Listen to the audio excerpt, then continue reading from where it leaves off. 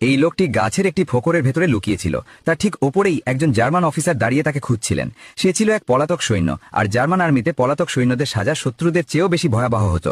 রোডে শুধু এই দোয়াই করছিল যেন কেউ তাকে দেখে না ফেলে। ভাগ্যক্রমে সেই জায়গাটি ছিল একটি ব্লাইন্ড স্পট। সে নিঃশ্বাস নিতেও ভয় পাচ্ছিল। কত ঘন্টা পার হয়ে গেল সে নিজেও জানত না।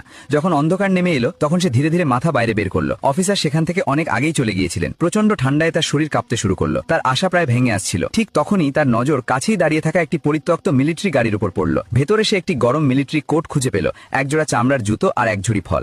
সে আরো তল্লাশি চালিয়ে একজন ক্যাপ্টেনের ইউনিফর্মও পেয়ে গেল। সেই ইউনিফর্মটি দেখে তার মাথায় এক বিপজ্জনক বুদ্ধি এলো। সে পোশাকটি পরল, মুখ পরিষ্কার করলো এবং কয়েক মুহূর্তের মধ্যেই এক পলাতক সৈন্য জার্মান ক্যাপ্টেনে পরিণত হলো। নিজেকে আসল প্রমাণ করার জন্য সে অফিসারদের মতো কথা বলার প্র্যাকটিস শুরু করে দিল।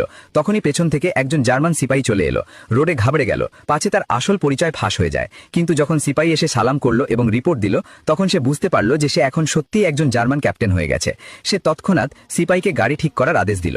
কিছুক্ষণ পর সিপাহী গাড়িটি কাদা থেকে বের করে আনলো। রোডে ধীরে ধীরে তার নতুন পরিচয় খাপ খাইয়ে নিতে শুরু করলো। সে সিপাহীর কাছে তার আইডি কার্ড চাইল। সিপাহী, যে আসল সত্যটা জানত না, তৎক্ষণাৎ কার্ডটি বের করে দিল। সে জানালো যে সে পলাতক নয়, শুধু নিজের ইউনিট থেকে বিচ্ছিন্ন হয়ে গিয়েছিল।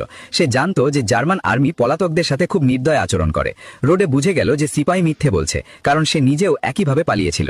কিন্তু সে তাকে ধরল না, বরং হেসে একটি আপেল দিল। দুজনে ঠিক করল